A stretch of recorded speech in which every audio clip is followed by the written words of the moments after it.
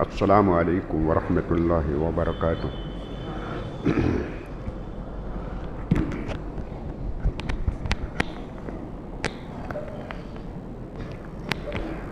الحمد للہ رب العالمین والصلاة والسلام علی اشرف الانبیاء والمرسلین وعلی آلہ واصحابہ اجمعین، اما بعد فاعوذ باللہ من الشیطان الرجیم، بسم اللہ الرحمن الرحیم۔ کنتم خیر امۃ اخرجت للناس تأمرون بالمعروف وتنہون عن المنکر، وقال اللہ تعالی قد افلح المؤمنون الذین هم فی صلاتهم خاشعون۔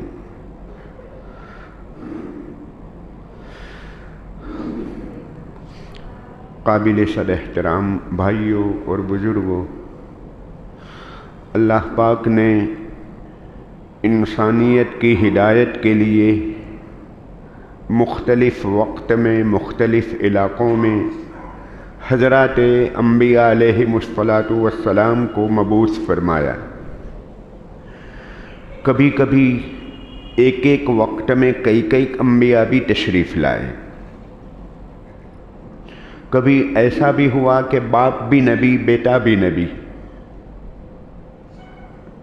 حضرت ابراہیم علیہ السلام بھی نبی، حضرت اسماعیل علیہ السلام بھی نبی، حضرت اسحاق علیہ السلام بھی نبی، حضرت یعقوب علیہ السلام بھی نبی، حضرت یعقوب علیہ السلام بھی نبی، اور حضرت یوسف علیہ السلام بھی نبی۔ کبھی دو بھائیوں کو نبی بنا کر بھیجا، حضرت موسیٰ علیہ السلام، حضرت ہارون علیہ السلام۔ کبھی ایک ایک علاقے میں کئی انبیاء علیہ السلام تشریف لاتے تھے۔ سوال یہ پیدا ہوتا ہے کہ آج اتنی بڑی دنیا، اس وقت مسائل پرابلم کم تھے، آبادی کم تھی، اور حضرات انبیاء زیادہ تشریف لاتے تھے۔ آج آبادی بڑھ گئی، مسائل، خرابیاں، شرور، فتن بہت زیادہ، لیکن سلسلہ نبوت کو اللہ پاک نے موقوف فرما دیا، نبوت کا دروازہ اللہ پاک نے بند کر دیا۔ سوال یہ پیدا ہوتا ہے کہ ابھی تو زیادہ انبیاء علیہ السلام کی ضرورت تھی۔ ایک ایک شہر میں ایک ایک نبی، جوناگڑھ کے لیے ایک نبی، ویراول کے لیے ایک شہر کے لیے ایک نبی ہونا چاہیے تھا۔ اس کے بجائے اللہ پاک نے نبوت کے دروازے کو بند کر دیا۔ اس کی کیا وجہ ہے؟ امام سیوطی علیہ الرحمہ، ان کے مکاشفات میں یہ سوال ہے۔ الہامی طور پر آپ کو کچھ سوالات ہوتے تھے، اور من جانب اللہ اس کے جوابات بھی الہامی طور پر آپ کو دیے جاتے تھے۔ اس میں علامہ سیوطی علیہ الرحمہ فرماتے ہیں کہ اللہ پاک کو اپنے حبیب پاک کی لاڈلے نبی کی امت کے اوپر اعتماد تھا کہ اس میں ایسے افراد پیدا ہوتے رہیں گے، اور اللہ ایسے افراد پیدا کرتے رہیں گے جو امت کی اصلاح کا کام انجام دیتے رہیں گے۔ اور الحمدللہ امت محمدیہ میں ایک ایک فرد ایسا پیدا ہوا، ایسے افراد اللہ پاک نے پیدا کیے مختلف زمانوں میں۔ خلفائے راشدین، اس کے بعد ائمہ اربعہ، 4 امام، اس کے بعد علامہ ابن تیمیہ، ابن قیم، پھر ہم ہمارے دور کو دیکھیں، شاہ ولی اللہ محدث دہلوی رحمۃ اللہ علیہ، حضرت مولانا الیاس صاحب رحمۃ اللہ علیہ، ایک ایک فرد، ایک امتی، لیکن پوری دنیا میں آپ نے الحمدللہ سلسلہ ہدایت کو عام کیا، اور دنیا کے چپے چپے میں، پہاڑوں پر، جنگلوں میں، کنووں میں، ندیوں میں، جہاں جہاں ایک فرد مسلم آباد ہوگا وہاں الحمدللہ کار نبوت پہنچا ہے اور پہنچتا رہے گا۔ माइन में काम करने वाले नीचे काम करते हैं सैकड़ों फीट की गहराई में, और वहाँ अल्हम्दुलिल्लाह गश्त करने वाले अपने पैगाम को पहुँचाते हैं।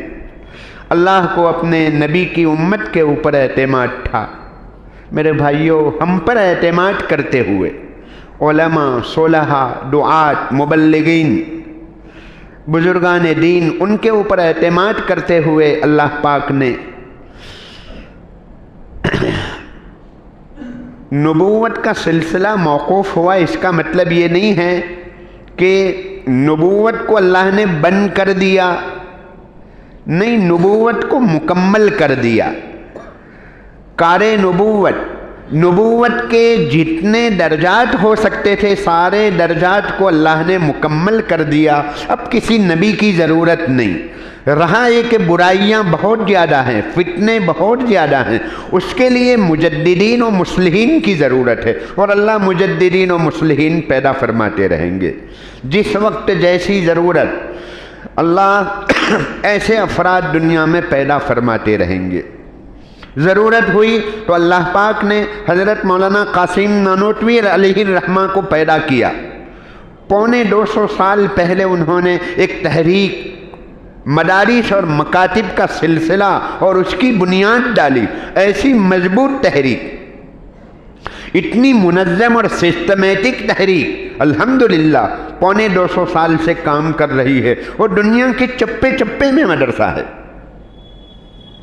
अमेरिका चले जाओ, कहीं भी चले जाओ, लंदन चले जाओ, मॉस्को चले जाओ, वाशिंगटन चले जाओ, आपको अल्हम्दुलिल्लाह हजरात उलमा, हजरात दुआत, मुबल्लिगीन, मदरसों की फ़िक्र करने वाले, मकातिब की बुनियाद डालने वाले वहाँ भी मिल जाएंगे। एक तरफ बिल्कुल बरहना बेलिबास होकर चलने वाली लड़कियाँ मिलेगी लंदन के बाज़ारों में, वहीं उन्हीं के साथ पर्दे के अंदर, बुर्क़े के अंदर बाहया अल्हम्दुलिल्लाह मुस्लिम ख़वातीन भी मिलेगी। ऐसे अफराद अल्लाह पाक ने पैदा फरमाए। तो बंद नहीं किया है बल्कि मुकम्मल कर दिया। एक चीज़ का इंतहा पर पहुंच जाना अलग चीज़ है और रोक देना अलग चीज़ है। नबूवत अपनी इंतहा पर पहुंच चुकी, यानी इंसानियत की हिदायत के लिए जितनी ज़रूरत थी सारी तालीमात अल्लाह पाक ने भेज दी। अब किसी नई तालीम की ज़रूरत नहीं। यही तालीमात, यही कुरान, यही हदीस, यही क़यामत तक की इंसानियत के लिए काफ़ी है।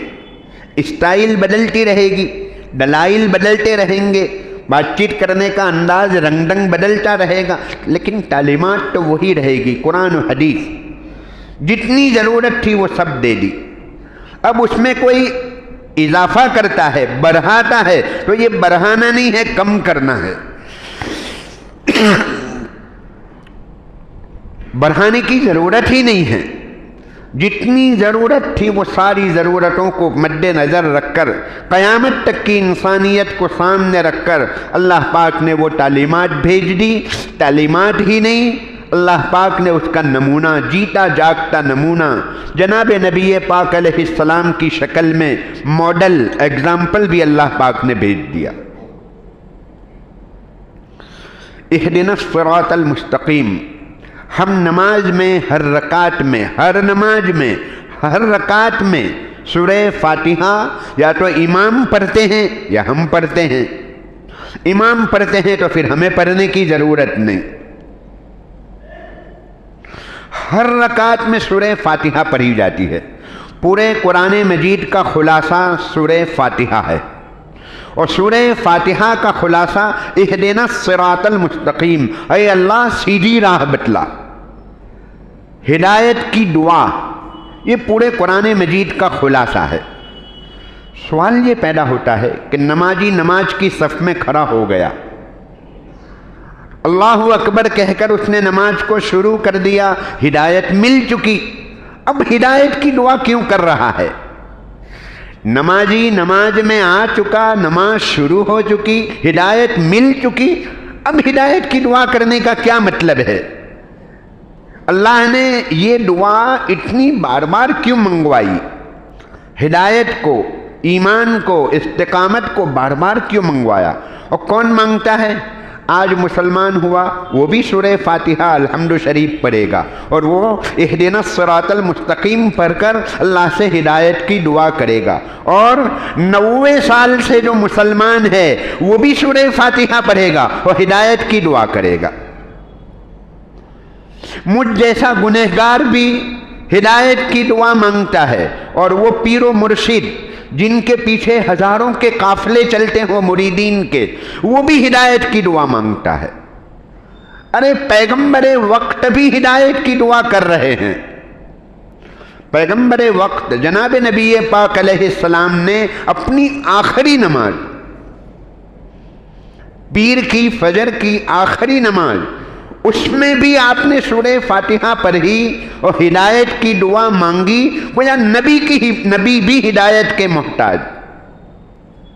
اس سے اندازہ لگایا جا سکتا ہے ہدایت کتنی ضرورت ہے۔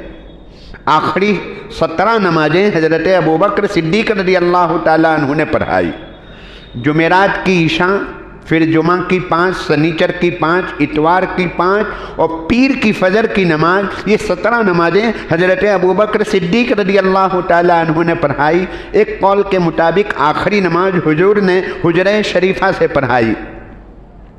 بہرحال نبی وقت بھی اپنی آخری نماز میں بھی سورہ فاتحہ الحمد شریف پڑھ کر ہدایت کی دعا کر رہے ہیں۔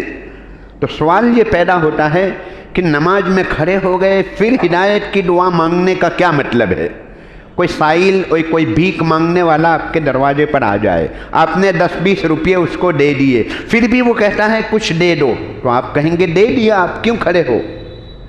تو اللہ نے ہدایت دے دی، نماز کی صف میں کھڑے ہو گئے، پھر ہدایت مانگنے کا کیا مطلب ہے؟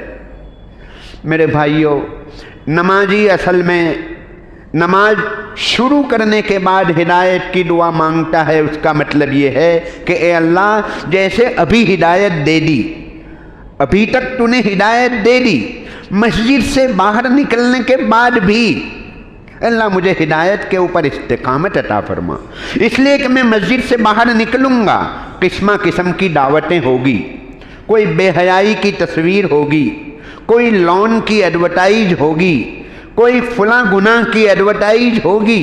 اللہ بہت بھول بھلیاں ہے، مجھے اپنے آپ پر بھروسہ نہیں، معلوم نہیں، اتنی ساری نورانیت، روحانیت، 1 گھنٹے کی تلاوت، تہجد اور دعائیں اور کیا کیا وظائف، کہیں ایسا نہ ہو کہ باہر نکلوں اور ایک نگاہ میں میری روحانیت سلب ہو جائے، چلی جائے۔ استقامت کی دعا مانگی جا رہی ہے، دوام کی، پرمینن میں ہدایت پر رہوں۔ اب تک تو ہدایت مل چکی ہے، میں پرمینن ہدایت کے اوپر رہوں، اس کی دعا منگوائی جا رہی ہے۔ میرے بھائیوں، اللہ پاک نے ہمیں دعوت و تبلیغ کے نام سے جو نعمت عطا فرمائی ہے، اگر یہ نعمت نہ ہوتی تو اندازہ لگائیے امت کا کیا حال ہوتا۔ یہ کار نبوت، یہ کام ہونے کے باوجود امت کا یہ حال ہے، اگر یہ کام نہ ہوتا امت کہاں جاتی؟ حضرت مولانا علی میاں صاحب رحمۃ اللہ علیہ فرمایا کرتے تھے کہ مولانا الیاس صاحب رحمۃ اللہ علیہ نے ہمیں سونا چاندی نہیں دیا، سونے چاندی کی کان اور مائن کے اوپر لا کر کھڑا کر دیا۔ ایک تو سونا چاندی نکال کر دے دیا، ایک مٹھی ان کو دی، ایک مٹھی ان کو دی، اور ایک ہے کان اور کھان کے اوپر لا کر کھڑا کر دینا، جتنا نکالنا ہو نکالو۔ یہ دعوت و تبلیغ سونے اور چاندی کی کانیں ہیں۔ آپ نے کسی کو نماز کی دعوت دے دی، کندھے پر ہاتھ رکھ کر گشت میں نکل کر کسی کو اللہ کا نام اور پیغام پہنچا دیا، قبولیت کا وقت تھا، اس کو ہدایت مل گئی۔ اب یہ جتنی نمازیں پڑھے گا، دوسروں کو دعوت دے گا، وہ جتنی نمازیں پڑھے گا، انشاءاللہ اجر و ثواب ملتا رہے گا، قبروں میں مزے لیتے رہیں گے۔ یہ سونے چاندی کی کانیں اللہ پاک نے عطا فرمائی ہے۔ میرے بھائیو، دعوت و تبلیغ کے ذریعے یہ چاہا جا رہا ہے کہ ہم اپنے اندر کے غم کو بدلیں، اندر کی فکروں کو بدلیں۔ ہمیں آج فکر ہے تو سونے چاندی کا، کپڑوں لٹوں کا، فرنیچر کے، صوفے کی فکر ہے، بینک بیلنس کا فکر ہے، اور پراپرٹی بڑھانے کا فکر ہے۔ ہماری فکریں کچھ اور ہے، حضرات صحابہ کی فکریں کچھ اور تھی۔ حضرات صحابہ کی عورتیں، ہماری عورتیں تو ہمیں اس بات پر ابھارتی ہے کہ پڑوسی نئی گاڑی لایا ہے تم کیوں نہیں لاتے ہو، وہ فریج لایا ہے تم کیوں نہیں لاتے ہو۔ صحابہ کی عورتیں اپنے شوہروں کو ابھارتی تھی کہ فلاں اللہ کے راستے میں جا رہا ہے تم کیوں نہیں جاتے ہو۔ صحابہ کی عورتیں ان کو اس بات کے اوپر آمدہ کرتی تھی۔ میرے بھائیو، دعوت و تبلیغ یہ قبر کے 3 سوال کی تیاری کا نام ہے۔ دعوت و تبلیغ صورت ایمان سے حقیقت ایمان کی دعوت کا نام ہے۔ ہمارے پاس ایمان کی شکل صورت ہے، ضرورت ہے ایمان کی حقیقت پیدا کرنے کی۔ یا ایھا الذین آمنوا آمنوا باللہ، اے ایمان والو ایمان لے آؤ۔ سوال یہ پیدا ہوتا ہے کہ ایمان والو، ایمان تو ہے تب تو اللہ نے کہا کہ ایمان والو، پھر یہ کہنا چاہیے تھا ایمان والو نماز پڑھو، لیکن کہا ایمان والو ایمان لے آؤ۔ یا تو یوں ہونا چاہیے تھا اے بے ایمانو ایمان لے آؤ، یا ایمان والو نماز پڑھو اعمال بجا لاؤ، لیکن کہا جا رہا ہے اے ایمان والو ایمان لے آؤ۔ کیا مطلب ہے؟ مطلب یہ ہے کہ ہمارے پاس ایمان کی صورت ہے، ایمان کے بول ہیں، اس کو حقیقت میں بدلنے کی ضرورت ہے۔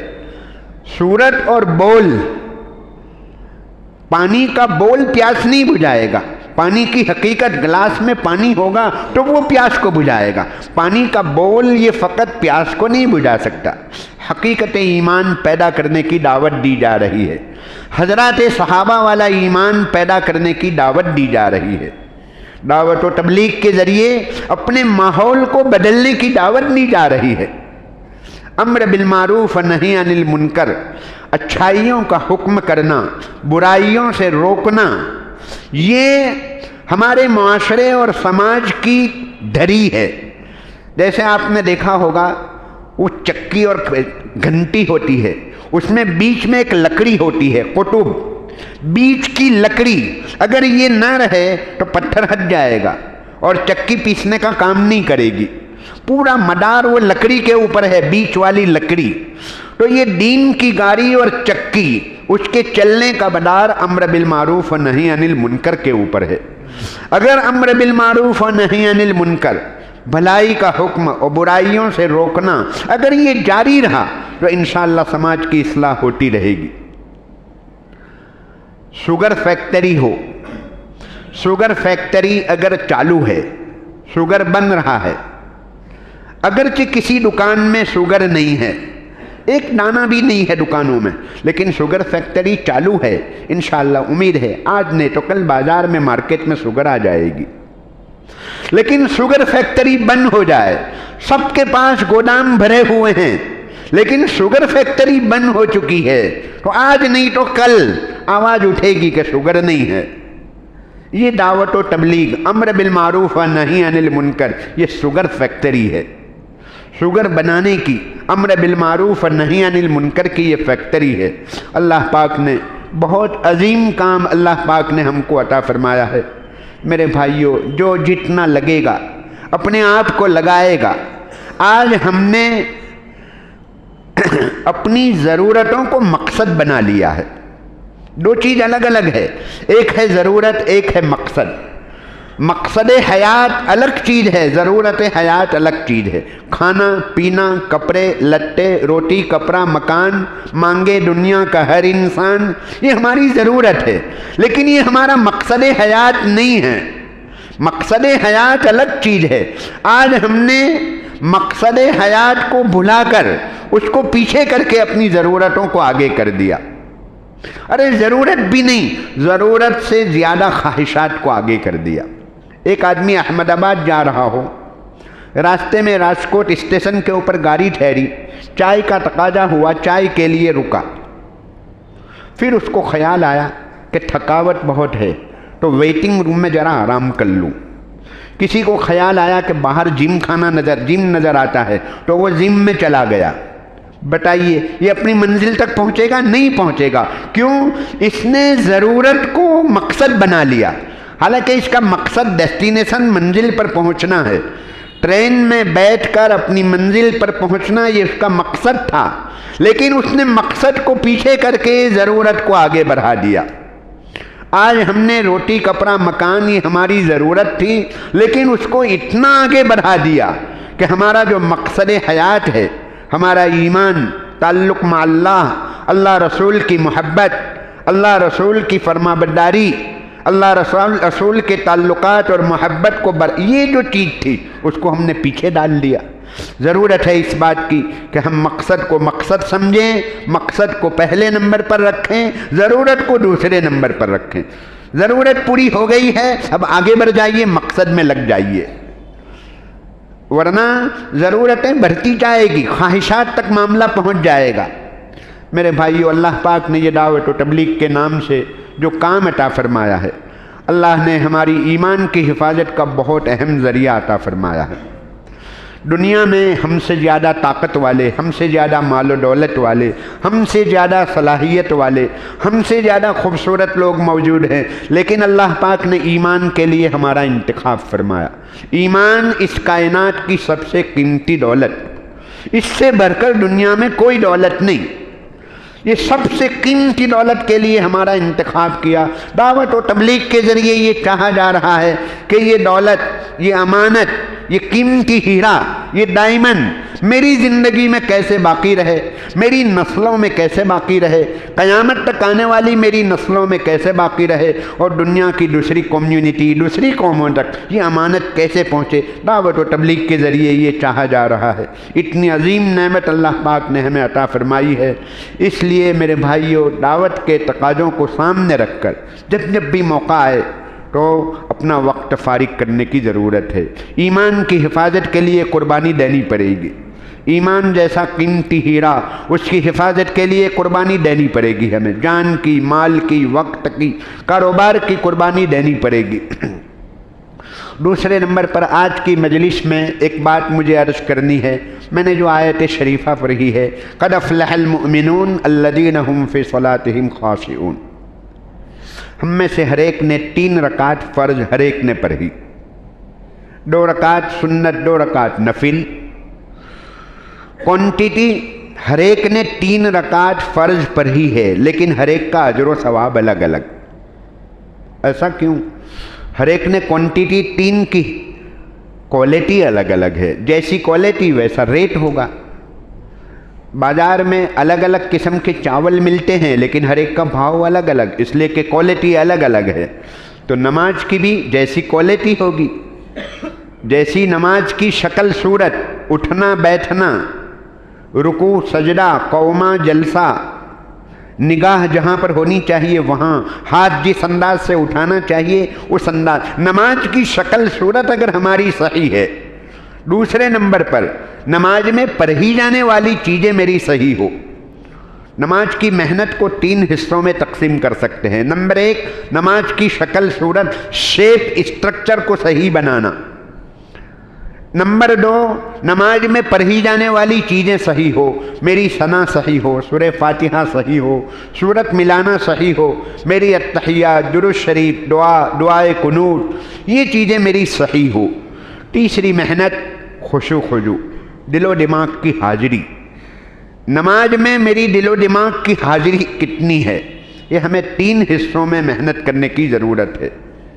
میرے بھائیو، نماز ایسی چیز ہے، حضرت عمر رضی اللہ تعالیٰ عنہ جب خلیفہ بنے، خلیفۃ المسلمین، حاکم وقت بنے، بادشاہ بنے، انہوں نے بادشاہ بنتے ہی سب سے پہلے ایک سرکولر جاری کیا، ایک حکم نامہ بھیجا بڑے بڑے افسروں کے نام، یعنی آج کے زمانے کے IAS، IPS، یہ ICS جو بھی اس طرح کے ہو سکتے، وہ سب کے نام سرکولر بھیجا اور فرمایا ان اہم امورکم عندی الصلاۃ، تمہارے کاموں میں سب سے زیادہ اہم کام، سب سے زیادہ امپورٹنٹ اگر کوئی کام ہے تو وہ نماز ہے۔ من حافظها فقد حفظ الدین ومن ضیعها فهو لما سواها عاجیہ، جو نماز کی حفاظت کر لی پورا دین محفوظ ہو گیا، اور جس نے نماز کو ضائع کیا وہ دوسری چیزوں کو زیادہ ضائع کرے گا۔ دیکھیے، بادشاہ بنتے ہی آپ نے آفیسروں کو یہ نہیں کہا کہ راستے بناؤ، بجلی کا انتظام کرو، پانی کا انتظام کرو، فلاں، یہ نہیں فرمایا کہ نماز آپ اپنی صحیح بناؤ۔ اس سے اندازہ لگا سکتے ہیں نماز کا کیا مقام ہے۔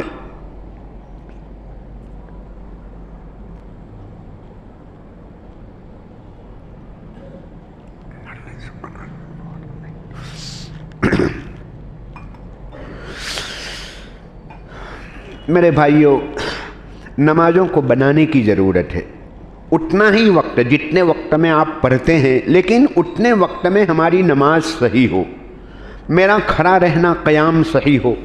حالت یہ ہے 15-20 سال پہلے ہمارے کپڑے لتے، جوتی چپل، چشمے، فرنیچر، صوفے، گھر کی ہر چیز کا انداز، اسٹائل الگ تھا۔ آج اسٹائل بدل چکا۔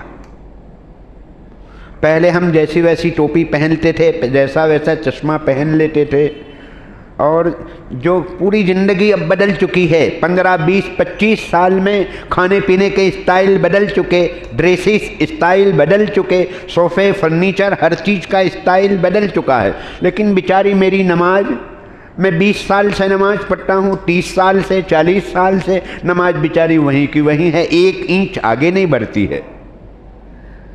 ٹھیک ہے، آدمی کو شوق ہوتا ہے میرے کپڑے اچھے ہوں، میرا چشمہ اچھا ہو، میرا گھر اچھا ہو، میری گاڑی اچھی ہو، میرا بنگلہ اچھا ہو، سب چیزیں اچھی ہو، میری فیکٹری اچھی ہو، یہ بھی شوق ہونا چاہیے۔ میری نماز اچھی ہو، میری تلاوت اچھی ہو، میری دعا اچھی ہو، میرا وضو اچھا ہو، میرا استنجا صحیح ہو، یہ بھی آدمی کو شوق ہونا چاہیے۔ میری اذان صحیح ہو۔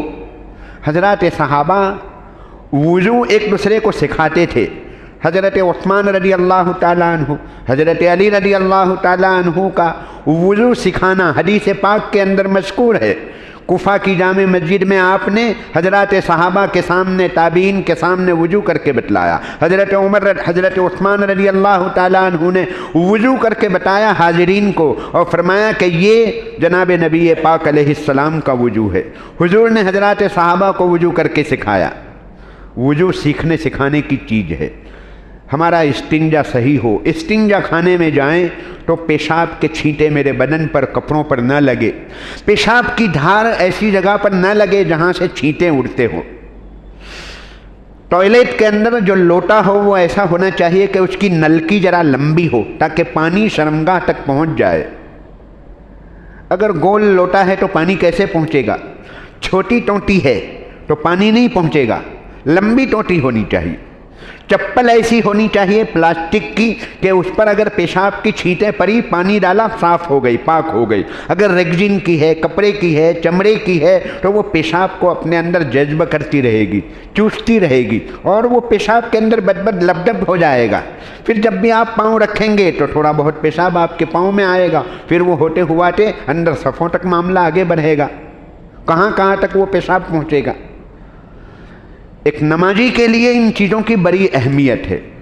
بیت الخلاء میں دعاؤں کے ساتھ داخل ہونا، دعا باہر نکل کر دعا پڑھنا، بائیں پاؤں سے داخل ہونا، دائیں پاؤں سے نکلنا، یہ سب چیزیں جناب نبی پاک علیہ السلام نے ہمیں سکھائی ہے۔ میرے بھائیوں، یہ ہمارا استنجا اچھا ہو، ہمارا وضو اچھا ہو۔ وضو کے درمیان عموماً ہم بجائے 2 لیٹر کے 4 لیٹر پانی یوز کرتے ہیں، ویسٹیج، فضول خرچی۔ جناب نبی پاک علیہ السلام نے یہاں تک فرمایا کہ وَلَوْ عَلَى نَهْرٍ جَارٍ، چاہے بہنے والی نہر پر وضو کرو، وہاں بھی فضول خرچی نہیں ہونی چاہیے۔ پانی بہاتے ہیں زیادہ اور وضو رہتا ہے ادھورا۔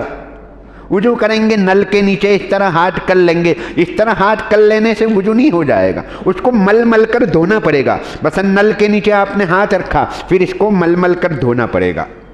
اس کو اس طریقے سے 3 مرتبہ، تیسری مرتبہ رکھا، پھر تیسری مرتبہ، اس طرح خاص طور پر یہ حصہ کوہنی والے حصے کو مل کر دھونا چاہیے۔ اسی طرح ایری کو، پچھلا حصہ، پاؤں کا پچھلا حصہ، پاؤں کا اندر کا جو ابھرا ہوا حصہ ہے، وہ کئی مرتبہ ایسا ہوتا ہے۔ خاص طور پر ہماری ماں بہنوں کا وضو آپ دیکھیے، وہ بیچاری آستین چڑھائی نہیں چڑھائی اور وضو کرتی ہے۔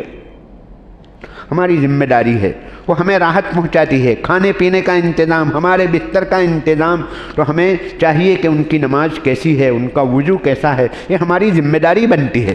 نماز جب پڑھنی ہے، اللہ نے توفیق دی ہے، انشاءاللہ قیامت تک، موت تک پڑھنی ہے، تو پھر کیوں ایسا نہ ہو کہ ہم اچھی نماز پڑھیں، अच्छी नमाज पढ़ने की नीयत होनी चाहिए। सबसे पहले नंबर पर नीयत करो कि इंशाअल्लाह अच्छा वुजू करेंगे, अच्छी नमाज पढ़ेंगे। नीयत करने के बाद फिर हमें दूसरे नंबर पर मेहनत करनी है, वुजू बनाने की मेहनत, नमाज बनाने की मेहनत, और तीसरे नंबर पर दुआ।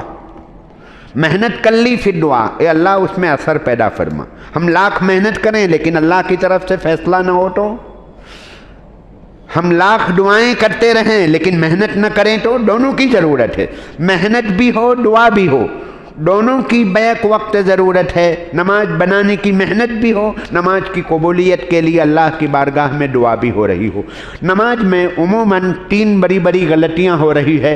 वक्त मुख्तसर है इसलिए इसी पर इक्तिफ़ा करता हूँ। पूरी नमाज को A to Z बतलाना बहुत लंबा वक्त चाहिए। इस मजलिस के ज़रिए नाउमीद करना मकसद नहीं है, कम हिम्मत बेहिम्मत करना मकसूद नहीं है कि मैं क्या, मेरी नमाज क्या, मेरा वुजू क्या, मेरी तो सब नमाजें ऐसी ही है। नहीं, फ़िक्र दिलाना मकसूद है, आगे बढ़ना चाहिए। ऐसा ना हो कि हम वहीं के वहीं पड़े रहें वरना कम हिम्मत मायूस करना मकसूद नहीं। हमारी ज़िंदगी भर की नमाजें हुजूर पाक अलैहिस्सलाम की 2 रकात के बराबर नहीं हो सकती है, लेकिन उसका ये मतलब नहीं कि जैसी है वैसी पढ़ते रहें। हर चीज़ में आगे बढ़ते हैं, यहाँ भी आगे बढ़ने का जज्बा होना चाहिए। नमाज में उमूमन हमारी 3 गलतियाँ होती है। पहली गलती, नमाज में जब हम पढ़ें, मसलन सना पढ़ते हैं या हम अपनी अपनी सुन्नत नमाज पढ़ते हैं या वित्र नमाज पढ़ेंगे, उस वक्त हम लोग यूं खड़े हो जाते हैं, होठों को बंद करके बैठ जाते हैं। इमाम करखी रहमतुल्लाह अलैह फरमाते हैं कि कुरान मजीद का पढ़ना, अत्तहियात दुआए कुनूत का पढ़ना अलग चीज़ है, सोचना अलग चीज़ है। हम मन मन में पढ़ते हैं, दिल दिल में पढ़ते हैं, इसको पढ़ना नहीं कहा जाएगा, इसको सोचना कहा जाएगा। थिंकिंग अलग चीज़ है, रिसाइटिंग अलग चीज़ है। हम थिंकिंग करते हैं, पढ़ना उसी वक्त अदा होगा, पढ़ना उसी वक्त मातबर होगा जबकि अंदर ज़बान हरकत करती हो, होंठ हरकत कर रहे हों। मखरज यानी हुरूफ को अदा करने की बुनियाद पर होठों को हरकत होगी। जैसे देखिए मैं पढ़ रहा हूँ, आप अंदाज़ा लगा लेंगे कि मैं क्या पढ़ रहा हूँ।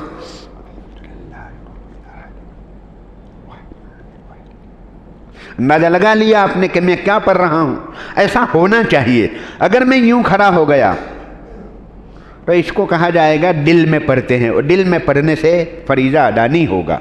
सूरह फातिहा मैंने पढ़ी, मैंने अत्तहियात इस अंदाज से पढ़ी, दुआए कुनूत इस अंदाज से पढ़ी, तो मेरी दुआए कुनूत मातबर नहीं होगी।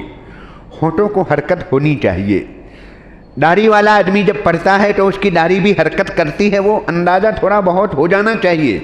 उमूमन हम लोग आप देखेंगे 50% मुसल्ली बेचारे यूं ही खड़े हो जाते हैं। आज से नीयत करो, आज की हमारी इस मजलिस में से फ़कत आपने ये पॉइंट ले लिया तो हमारी मजलिस कामयाब है कि अब से मुझे नमाज में इस अंदाज से नमाज पढ़नी है कि मेरे होंठ हरकत करेंगे, मेरी ज़बान हरकत करेगी। फ़कत ये एक पॉइंट ले जाओ यहाँ से, इंशाअल्लाह मजलिस कामयाब।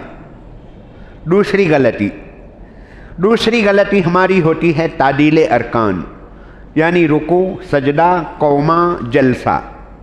इसको इत्मीनान से अदा करना। ख़ास तौर पर रुकू के बाद जब हम खड़े होते हैं तो इत्मीनान से खड़े नहीं होते। हालांकि एक मरतबा सुबहान रब्बियल अज़ीम, सुबहान अल्लाह की मिक़दार रुकू के बाद ठहर जाना वाजिब। हम लोग क्या कहते हैं, समी अल्लाहु लिमन हमीदा, अल्लाहु अकबर, फ़ौरन रुकू में सज्दे में चले जाते हैं। कौमा यानी रुकू के बाद एक मरतबा सुबहान अल्लाह कहा जा सके उतनी देर के लिए ठहर जाना वाजिब। सुबहान अल्लाह पढ़ना वाजिब नहीं है। रुकू में, सजदे में, कौमे में, जलसे में, चारों में एक मरतबा सुबहान रब्बियल अज़ीम पढ़ सकें उतनी देर के लिए चारों में ठहर जाना वाजिब। कई लोगों को आपने देखा होगा, पहला सजदा किया, अभी तो सर रखा था ज़मीन के ऊपर, फ़ौरन उठा लेते हैं। जैसे वो मुर्गी चोंच मारती है दाने के ऊपर, यूँ किया और फिर फ़ौरन उठा लेते हैं। उतनी देर में कैसे रुकू सजदा अदा होगा। नीयत करो इंशाअल्लाह इत्मीनान से नमाज पढ़नी है। एक मरतबा ऐसा हुआ, एक साहब आए, उन्होंने 4 रकात नमाज पढ़ी। जनाब नबी पाक अलैहिस्सलाम के पास आकर सलाम की। हुजूर पाक अलैहिस्सलाम ने फरमाया इर्ज़ि फसल्लि फ़इन्नक लम तुसल्लि, आप वापस जाइए, आपकी नमाज नहीं हुई। दूसरी मरतबा 4 रकात पढ़ी, फिर आए, फिर सलाम किया, फिर हुजूर ने फरमाया कि जाओ रिपीट करो, नमाज नहीं हुई। तीसरी मरतबा फिर आए, फिर 4 रकात पढ़ी, फिर हुजूर ने फरमाया तुम्हारी नमाज नहीं हुई। फिर चौथी मरतबा में इन्होंने खुद पूछा कि या रसूल अल्लाह, मुझे तो ऐसी ही नमाज आती है, आप मुझे नमाज पढ़ने का तरीका बताइए। फिर हुजूर ने जो तरीका बताया, जो तिरमिज़ी शरीफ की और दूसरी हदीस की किताबों में साफ लफ्ज़ों में 5 मरतबा इत्मीनान का लफ्ज़ आया है। तत्मईन राकिअन, तत्मईन साजिदन, इत्मीनान से रुकू, इत्मीनान से सजदा, इत्मीनान, 5 मरतबा इत्मीनान का लफ्ज़ बाज़ रिवायात में, बाज़ में 4 मरतबा। अंदाज़ा लगाइए, एक नबी जो क़यामत तक की इंसानियत की हिदायत के लिए आए हों, उन्होंने एक मुक्तदी और मुसल्ली की नमाज को वॉच किया, उस पर नज़र रखी कि वो कैसी पढ़ते हैं, और 3 मरतबा देखते रहे, और फिर चौथी मरतबा में आपने उनकी इस्लाह फरमाई कि नमाज ऐसे पढ़नी चाहिए। तो ये हमारी गलती बहुत हो रही है, खुसूसन रुकू के बाद जो खड़े होते हैं तो समी अल्लाहु लिमन हमीदा फ़ौरन अल्लाहु अकबर कहकर सजदे में न जाएं, बल्कि एक मरतबा सुबहान रब्बियल अज़ीम की मिक़दार ठहर जाएं।